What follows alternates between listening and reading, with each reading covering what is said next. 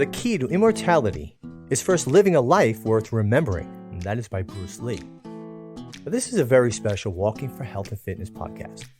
In past episodes, I've touched on fitness, specifically walking, and also mindset considerations such as accountability, habits, goal setting, etc. Today's episode celebrates my mother and the life lessons I learned from her.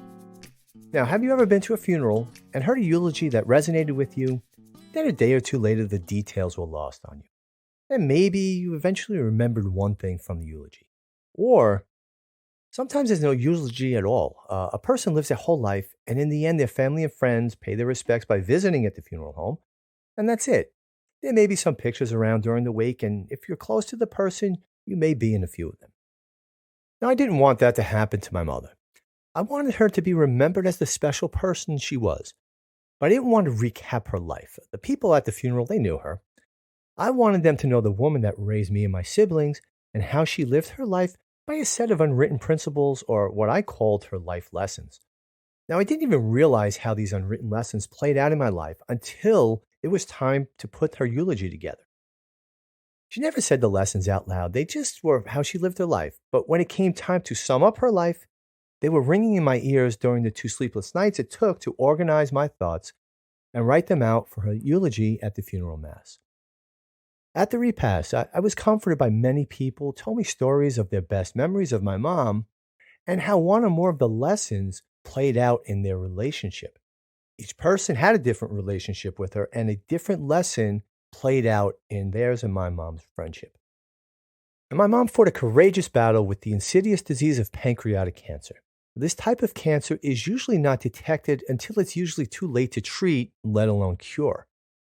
After her diagnosis, she did survive for 3 years.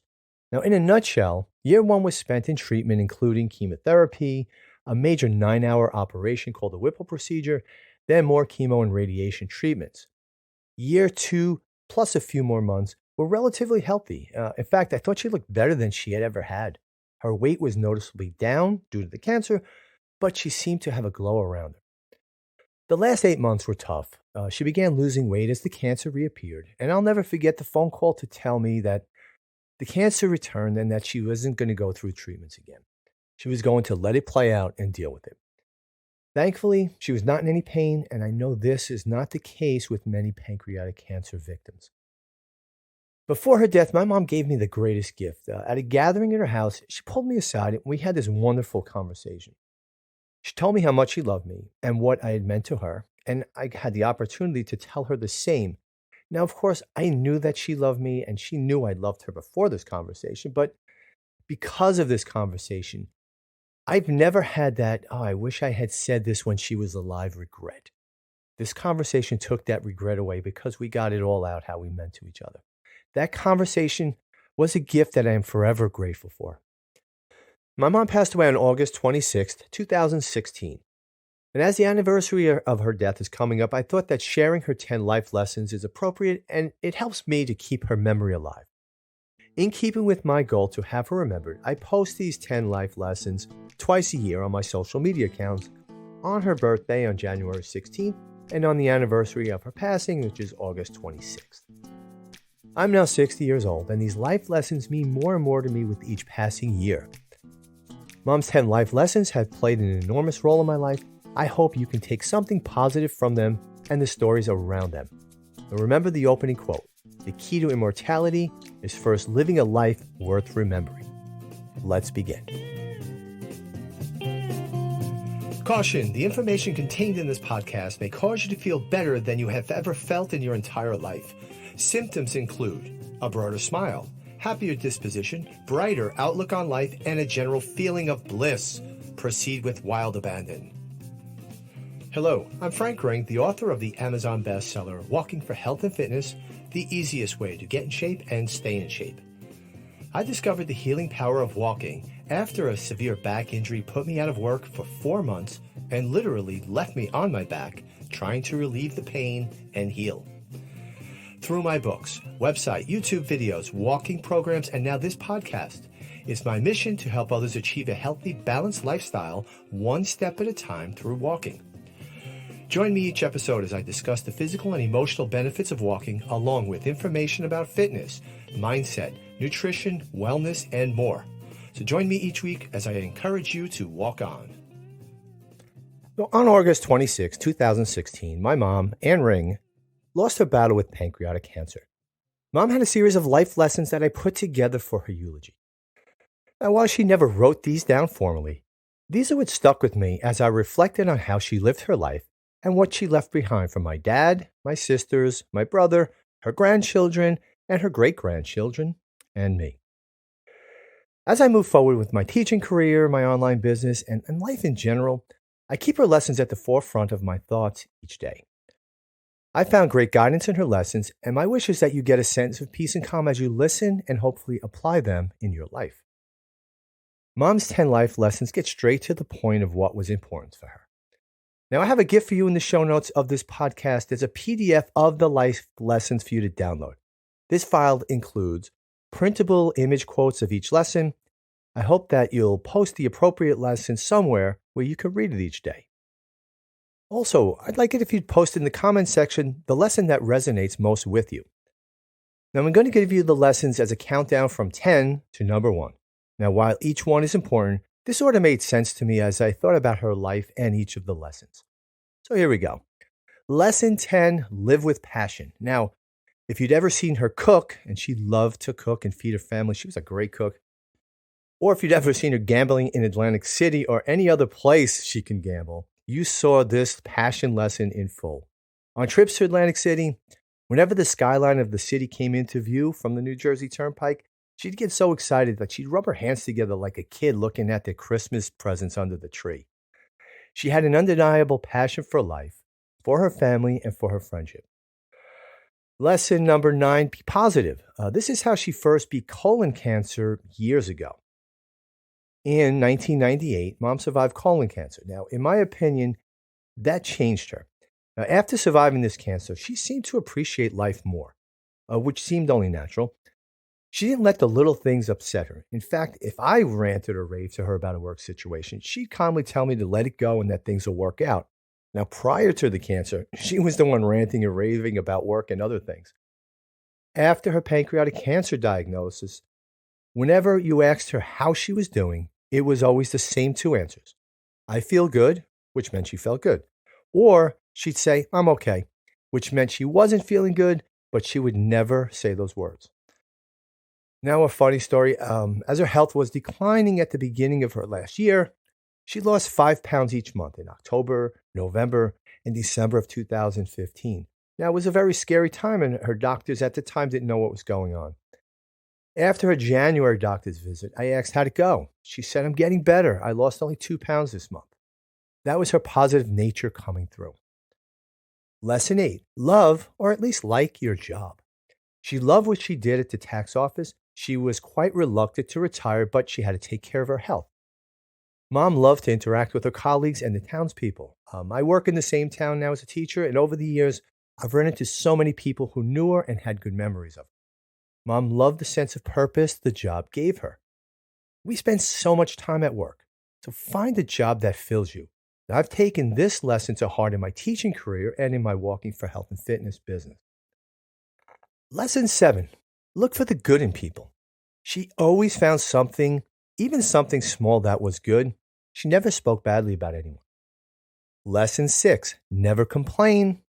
Who the hell wants to hear it? Lesson 5, give more than you receive, but don't be a martyr. Now, you must allow others to give to you so you can feel good. Then you'll be fulfilled and can give more. In my last podcast, number 11, Self-Care, Walking in Your Well-Being, I talked a great deal about you taking care of yourself. Self-care is not selfish. Take care of your needs first so that you can give more to others. It's in giving that we get rewards, but you can't always give. You must allow others to give to you so they can feel good. It's a win-win situation. Lesson 4, be right with your friends. Be loving, caring, but never BS them. Be honest and open. Tell them the truth, even if they don't want to hear it.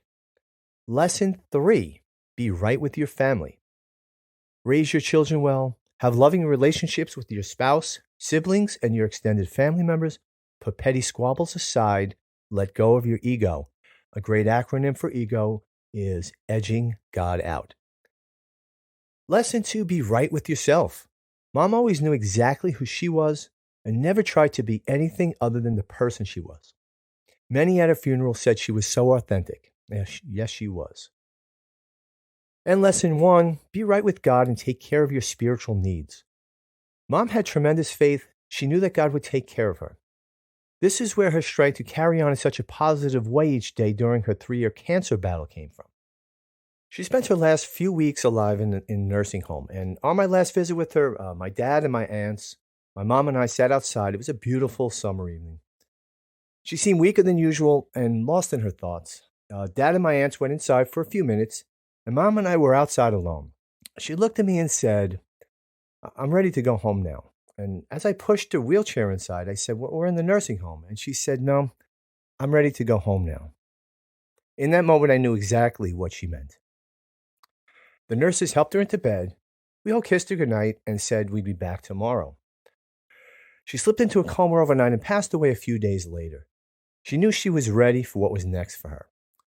Now again, these lessons were a summary of how she lived her life. I hope one or more connects with you. Now, I miss her every day, but these life lessons keep me connected with her. And as Bruce Lee's quote says, the key to immortality is first living a life worth remembering. And she sure did. And in the Walking for Health and Fitness tip of the week, the wisdom of warming up, the big mistake most athletes make. Now, just like trying to start your car on a cold morning, your body must also warm up before you get the most out of it. Now, the purpose of a warm-up is to increase blood flow to your muscles, loosen muscles, joints, tendons, and ligaments. It makes you move more freely, cuts the risk of injury, and gets the brain engaged. Now, the American College of Sports Medicine considers warming up an essential part of any type of workout. Now, warming up is a transition between rest and activity. The perfect warm-up, it's crucial, but it's not complicated. Do some squats, some lunges, some high knees, some calf raises, some ankle circles, some leg swings, some pelvic loops, and some arm circles. Now, this tip comes from my Amazon bestseller, Walking for Health and Fitness. In the book is a full chapter on warming up completely with images and descriptions of each movement. You can download the first 2 chapters of the book just to try it out and get you started on your walking journey. The purchase of this book also gives you the audiobook version of Walking for Health and Fitness. Listen to it on your next walk, and there's over $100 in bonus content. My goal is to reach as many people as possible with my walking message. So download the first 2 chapters and learn about the easiest way to get in shape and stay in shape. There'll be links in the show notes for this download. And in the cool down, this is from my walking logbook journal. It's available at Amazon.com. And here's a page from it. This is one of the insights. It's about kindness. Quote, kindness is more important than wisdom, and the recognition of this is the beginning of wisdom. End quote. That's by Theodore Isaac Rubin. He was a psychiatrist. Kindness is a guaranteed way to feel good. Doing for others makes them feel good and is an action step for your happiness. Kind people feel happier. So increase your happiness and you're likely to be kinder too. It's a wonderful cycle as kindness and happiness complement each other. Most importantly, be kind to yourself. You count. Be mindful of the way you speak to yourself, the time you give yourself to enjoy life, and your rest and recovery. Being kind to yourself will increase your kindness to others. Keep your eyes open for opportunities for kindness. They're all around you. Now, you can download the first 3 insights and the logbook pages that go along with the Walking Logbook Journal. This book has 52 weekly walking health and fitness insights and 52 weekly logbook pages, so you could track your mileage. And more importantly, the logbook journal is a place for you to capture all the great insights and ideas you generate on your walks. I do my best thinking when I'm walking, and I know walking will be a tremendous benefit to your mindset and well-being. Check out the download of this. Try it out for 3 weeks. See how you like it. So let's wrap up this episode with a summary of my mom's 10 life lessons. These life lessons summed up a life well lived. Lesson 1, be right with God and take care of your spiritual needs. Lesson 2, be right with yourself. Lesson 3, be right with your family. Lesson 4, be right with your friends. Lesson 5, give more than you receive, but don't be a martyr. Lesson 6, never complain. Lesson 7, look for the good in people. Lesson 8, love or at least like your job. Lesson 9, be positive. And Lesson 10, live with passion. Thank you for listening to this special podcast of my mom's life lessons. Please click the follow button for the Walking for Health and Fitness podcast. And please share this podcast on your social media so we can reach more people with the message of health and fitness through walking. This is Frank Ring. Walk on. And please give the Walking for Health and Fitness podcast a review. The most helpful place for you to do that is on Apple Podcasts, which you can do even if you aren't using an iPhone. Just log into your iTunes account and leave the show a review. Now, this really helps more people find the show so that they can learn about the benefits of walking and so much more. If you'd like to share the show, you can take a screenshot of this episode you're listening to right now and share it out on your Instagram stories. And when you do, make sure you tag me at Walking for Health and Fitness so I can see you're listening. Sharing your stories is going to help more people find this podcast. Also, share on all your social media. I'll leave my social media links in the episode notes. This is Frank Ring from Walking for Health and Fitness. Thanks again, and walk on.